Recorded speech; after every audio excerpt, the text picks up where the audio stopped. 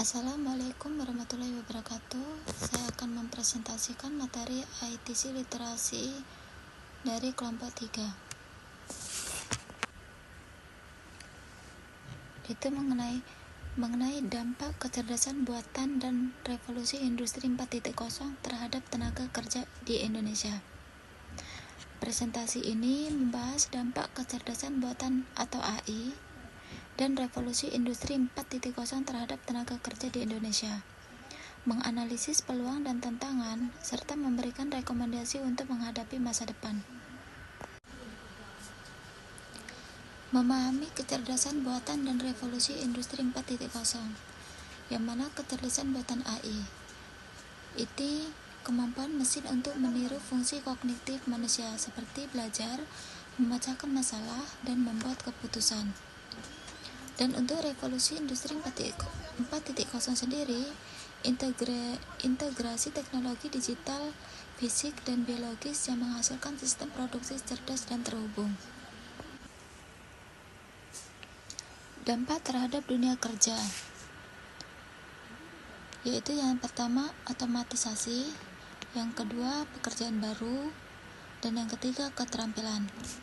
Untuk otomatisasi itu meningkatkan efisiensi dan produktivitas, tetapi juga berpotensi menggantikan pekerjaan manual.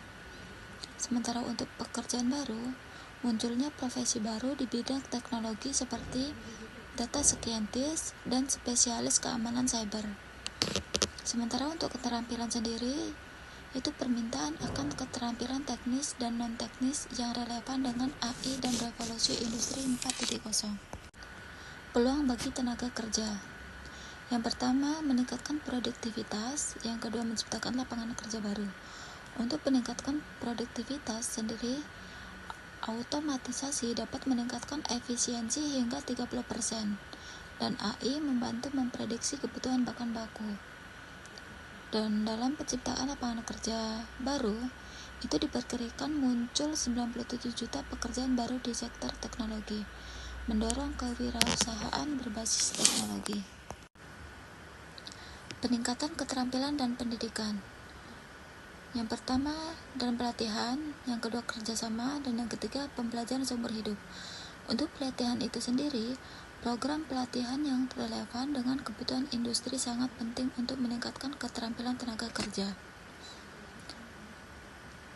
Sementara kerjasama, itu kerjasama antara industri dan lembaga pendidikan untuk mengembangkan kurikulum dan program pelatihan yang relevan. Dan sementara untuk pembelajaran seumur hidup itu seperti halnya mendorong budaya pembelajaran seumur hidup di kalangan tenaga kerja untuk beradaptasi dengan perubahan teknologi. Tantangan bagi tenaga kerja di Indonesia. Adanya ancaman pengangguran, otomatisasi dapat menghilangkan 23% pekerjaan, terutama di sektor manufaktur dan jasa. Tantangan yang kedua, kesenjangan keterampilan, yang mana 54% karyawan merasa keterampilan mereka tidak sesuai dengan tuntutan pekerjaan di era digital. Yang ketiga, tantangan ketimpangan sosial, di mana akses pendidikan dan teknologi yang tidak merata, terutama bagi masyarakat kurang beruntung, memperburuk kesenjangan. Strategi menghadapi peluang dan tantangan. Yang pertama, kebijakan pemerintah, yang kedua, peran sektor swasta, dan yang ketiga, kesadaran masyarakat. Di dalam kebijakan pemerintah itu sendiri, regulasi yang mendukung inovasi dan program pelatihan terintegrasi untuk mempersiapkan tenaga kerja. Dalam peran sektor swasta, investasi dalam pelatihan karyawan dan kerjasama dengan lembaga pendidikan untuk meningkatkan keterampilan. Dan yang ketiga, di dalam kesadaran masyarakat itu sendiri, mendorong literasi digital dan keterampilan yang dibutuhkan untuk menghadapi era AI dan revolusi industri 4.0. Nah, kita memasuki dari semua materi tersebut kesimpulannya. Yang pertama, kolaborasi, yang kedua peluang dan tantangan, yang ketiga harapan masa depan.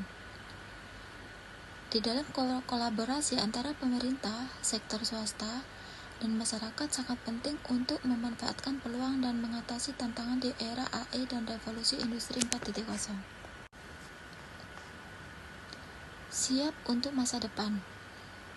Di sini artinya, dengan strategi yang tepat dan kolaborasi yang kuat, tenaga kerja Indonesia dapat beradaptasi dan berkembang di era kecerdasan buatan dan revolusi industri 4.0. Nah, itulah tadi presentasi dari saya. Saya akhiri. Wassalamualaikum warahmatullahi wabarakatuh. Terima kasih.